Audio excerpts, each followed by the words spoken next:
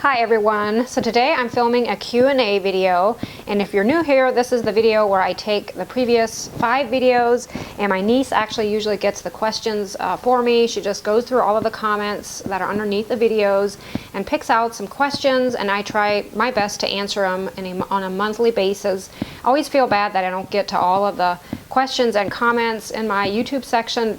Don't think that it goes unnoticed. I do appreciate all of the kind comments you guys leave. We just came home from church Sunday afternoon. I normally don't try to do any sort of filming on a Sunday, but I thought this is quite relaxing for me to just sit down and take it easy and answer these questions. Pebbles is here on my lap.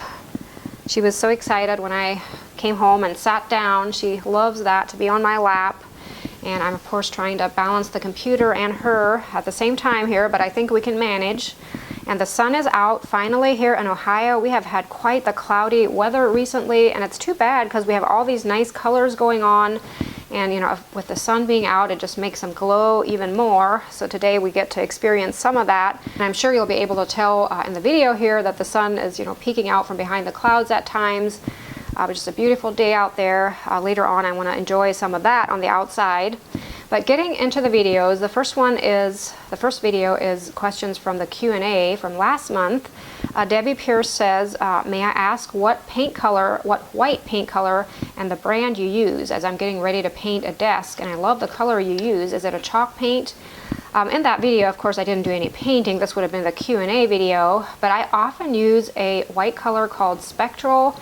I've talked about it a lot on here. It's more of a, you know how some white has more of the beige or the tan undertone, and this one would have more of the gray undertone. I'm not sure, can you see the wall here? Yeah, you can see that. The shiplap wall here is that color, Spectral, and then the wall behind me here is a color called Darling Dove. This has more of the beige undertone, whereas Spectral has more of the gray. But that is a color I use a lot, and I also use, if I paint something white, I will often use the Ultra White, I think it's called, from the hardware store. It's the Do It Best brand paint, and that is usually the brand I use too, because that is what our local hardware carries, and I love it. It is a paint and primer in one, so you have, you're kind of saving yourself from getting that separate primer. And she also asked what kind of polyurethane or protectant I use on the furniture. I often use polyacrylic. It's by Minwax. Also, I get that at the local hardware. And something I've used more recently is the Annie Sloan Clear Wax. I really like that product. I know it's a bit pricey, but it goes a long way, and it just really seals off a piece of furniture.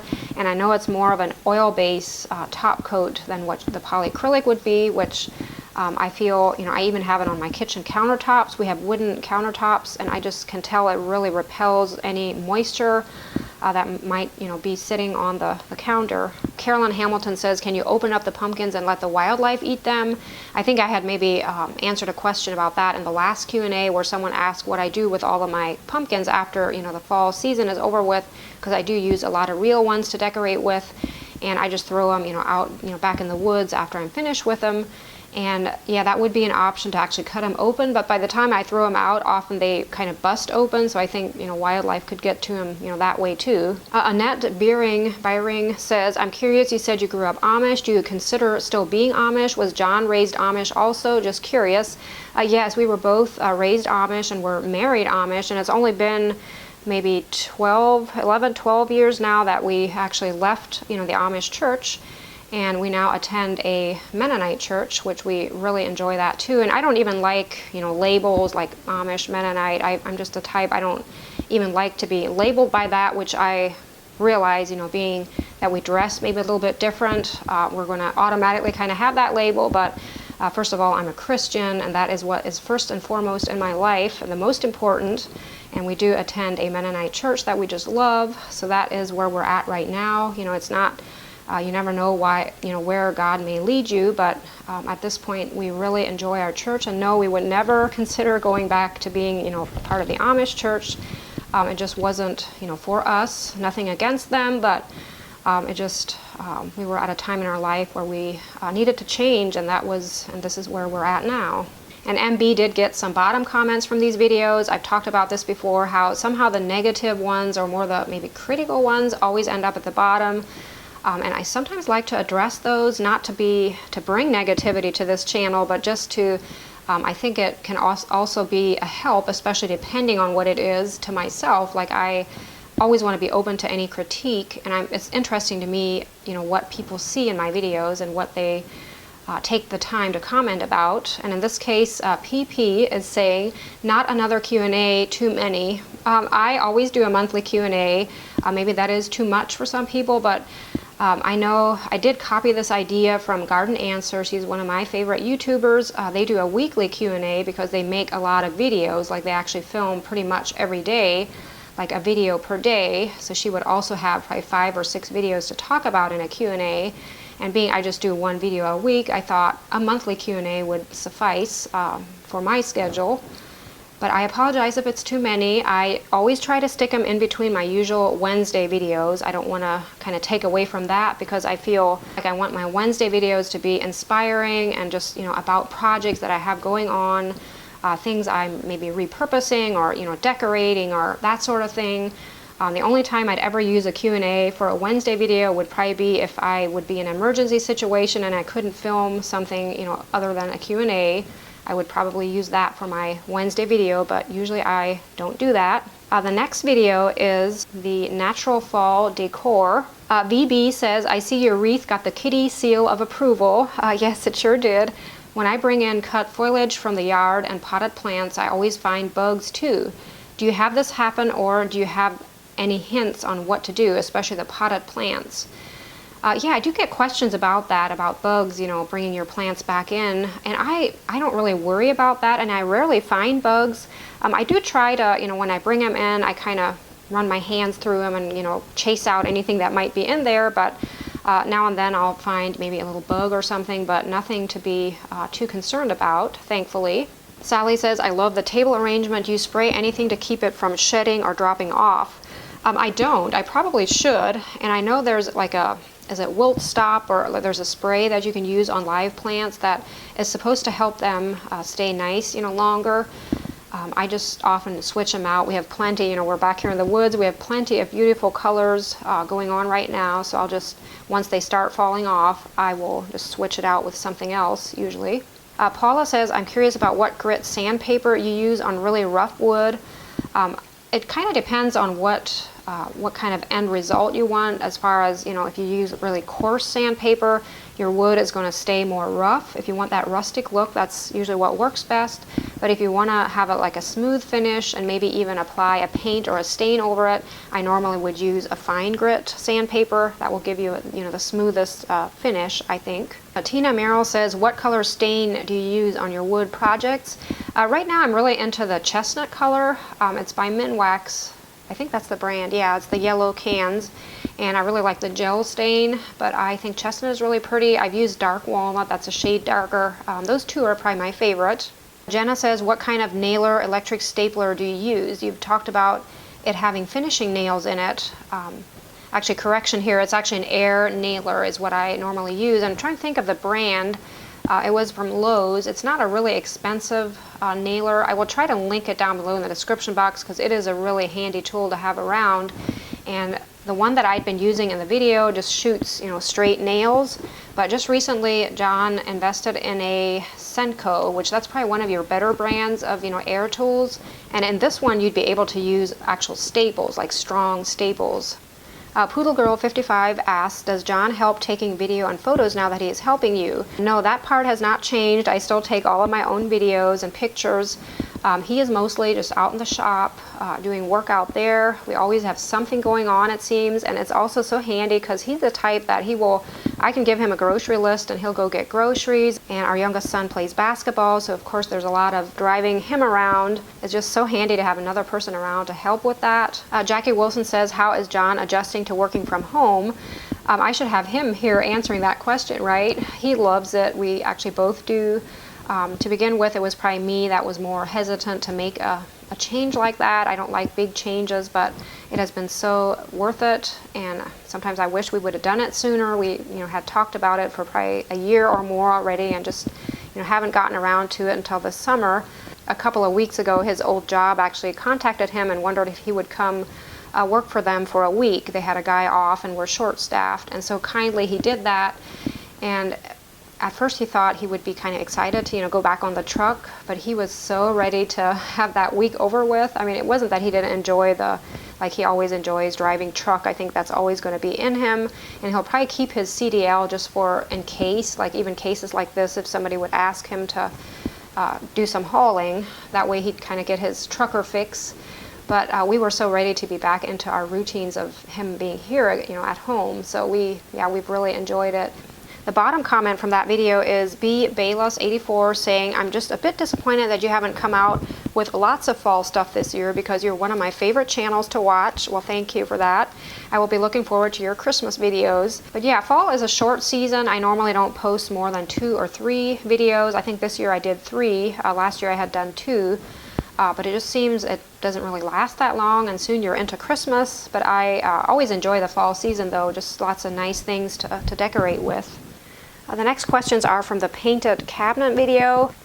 Dana Lowe says, I was curious, did you mark the cabinets in any way to know what cabinets went where? No, I did not mark anything. I probably should have, but if you paint both sides of the doors, it's hard to find a place to actually mark it that will not be painted over. I know in the past, at one point, I used to not paint the back side of the doors, which looking back now, I think, why wouldn't I have? It looks so much better, but then I was able to actually mark the doors. I would number them off, which opening they went into.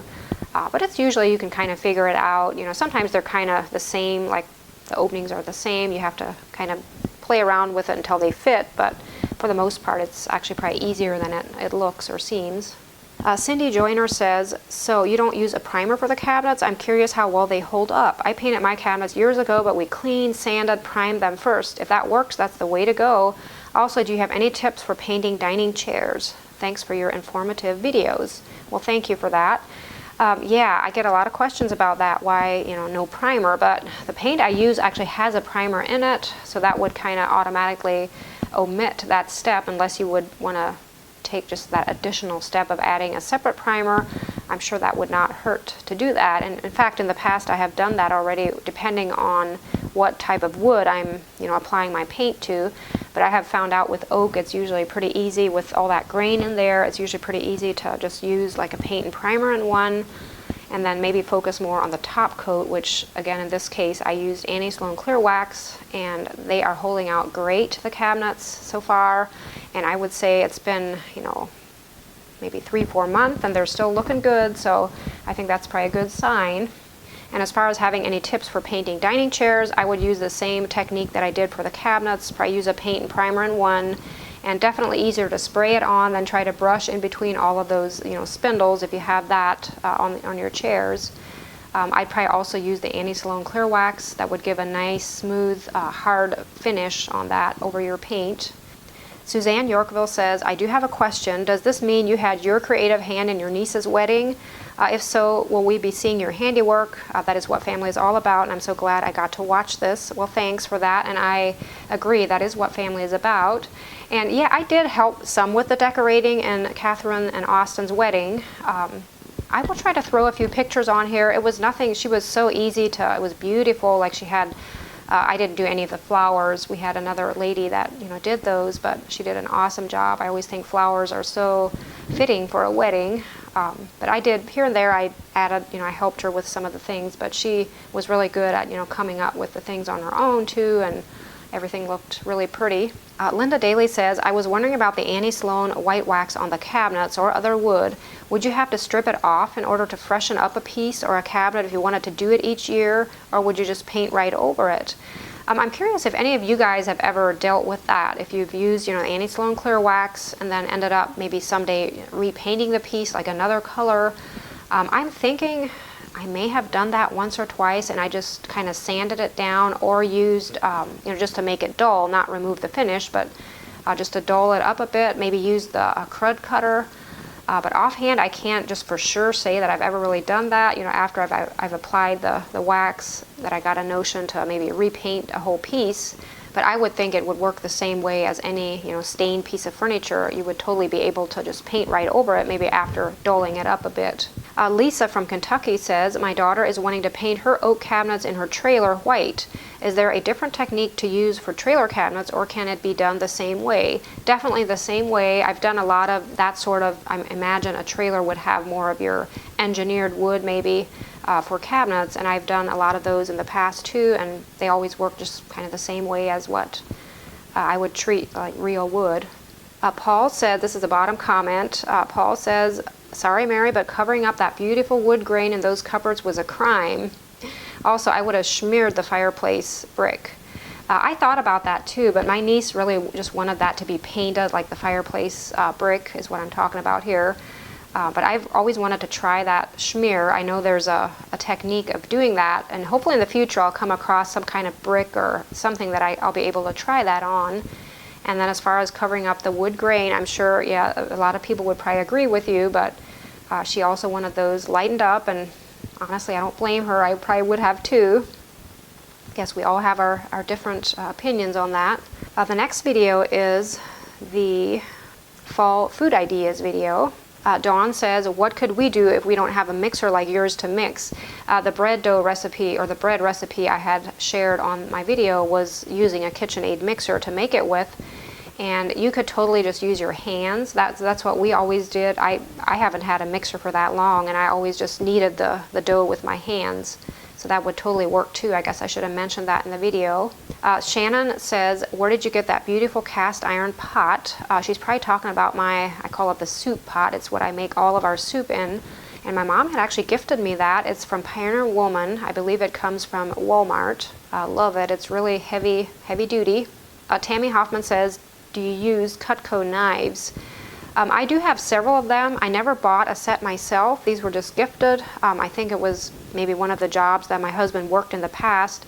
They kind of had like a Christmas gift for all of us ladies, and I think some of them even say like Mary's Kitchen on them. But those were, yeah, just gifted to me, and I love them. I have thought already about getting the whole set, and actually one of the wooden blocks to put them in. Maybe someday. The bottom comment is Sandra Casillas saying, I love squash soup, but my kids don't like it either, so I rarely make it. I think I had mentioned that in the video, that I'm probably the only one, and John kind of likes it too, but our boys aren't really fond of squash soup. The last video is the painted furniture video from last week. Jasmine says, for stencils, I've just bought some Auramax stencil vinyl. It's made by Oracle. I haven't used it yet, but I've seen other crafters using it to make wooden signs and other stenciling projects, and it looks quite good. Have you tried it before? I haven't, and I'd be curious to know, have some of you guys tried it? Because I've already thought about it, because that would be really nice to be able to just make a stencil, one time and then reuse it numerous times, instead of, if you use the vinyl, you have like the sticky, vinyl as your stencil, you can only use it once. So I'd be curious if any of you guys would have feedback on that. Jody Schaefer says, what do you use to seal your furniture? These pieces are beautiful and so high-end. Well, thank you for that. I don't know that they're just, perfectly painted. I don't consider myself a professional painter, but I enjoy doing it. And I will often, if I do seal anything, I'll use the Annie Sloan clear wax or polyacrylic, which I guess I mentioned that earlier. But some of the pieces I don't seal. I can kind of tell if I paint a piece, if it looks like it might really chip off a lot, I'll try to, seal it just to protect it more, but certain wood definitely does that more than others. And oak is often a wood that doesn't chip off as much. I think there's enough grain for the paint to kind of be absorbed into the wood than if something like, a cherry or a maple or something like that with less grain. Vicki Timmerman says, do you have to clean your waxing brush after every use? I do. Someone once told me to use a Dawn dishwashing detergent and just put that pure into the brush and kind of rub it in and then rinse it out, and that does wonders. So that's usually how I clean it. I've noticed I feel like if I wouldn't clean it, it would get fairly stiff after a while. Chatty Cathy says, do you ever choose to sand a piece for a raw wood look? She's talking about a piece of furniture, just sand it down for a raw wood look. I've done that in the past, but it has to be the right kind of wood for me to like it then. A lot of these pieces have that orangish sheen or tint to them, and I'm not really fond of that. So even just sanding some of that off, I think it would still look kind of orangish to me, and it has to be a nice dark wood before I do that. But yeah, I definitely like that look too. It probably doesn't seem that way because I do paint a lot of my pieces that I put in my booth at the antique mall. Marnie Dillon says, do you have any tips for getting paint out of clothes? I was working in a project and got a blob on me. Yeah, that's no fun. I gotta say, most of the clothing I wear every day is kind of my paint clothing, because I paint a lot, you know, so I don't always want to go in and change. And I do have some paint splotches, you know, here and there on my clothing, but I don't really have any tips for you. I'm not sure what would take paint, or is there anything out there that would actually take paint out of clothing or not. If you guys know of anything, share it down below in the comments. I'm sure it's always so helpful for people to, you know, read through those then. The bottom comment, or another bottom comment here she has, is always white, do some color. Yeah, I think I had talked about that in the video. I agree, a lot of my pieces are white. It's probably kind of boring, but the pieces that sell the best, if I want to paint something to sell, is white. So that's often why I'll paint something white. And if I make a video on that, that's just what you guys see then, I guess. But I've done some greens and blues even now and then. I mean, I'll do gray and black, but I guess that's, you know, neutral too. But it just, I don't know, it just doesn't sell as well. I think people kind of need to have that color theme going on in their homes before they're going to buy something with, you know, a different color on it. So that is all of the questions I have for today. Thanks for hanging out with me and Pebbles here. I really appreciate you guys watching my videos. I know I don't say that enough, but I could not be doing what I'm doing if it wasn't for you guys. So thanks so much. And John too, you know, this would never have happened, that he is able to, you know, work at home and help me, if it wasn't for you guys. So thank you for that. And I do just want to put a little mention out there that I have a pretty exciting video coming up soon here. It's just different things that are actually happening to us right now, some pretty big announcements. So stay tuned for that. I'll probably make a video soon on some of that, just stuck in between my usual, you know, Wednesday videos. So watch for that. Again, thanks for watching. I hope you're having a great Sunday, and I look forward to seeing you in the next video. Bye. I just now see my little piece of foam came off of my microphone here. I had gotten up to change my camera battery here a bit ago and must have lost it along the way somewhere, but hopefully that last audio came through okay. It's always kind of, I'm always kind of nervous about that. Like, do I have all my microphones turned on? And, you know, if you sit for an hour and a half just talking and it wouldn't be recording, that would be pretty horrible. But I wanted to get her to purr into the microphone for you guys. I know there's a lot of cat lovers out there, but I think she has the cutest purr.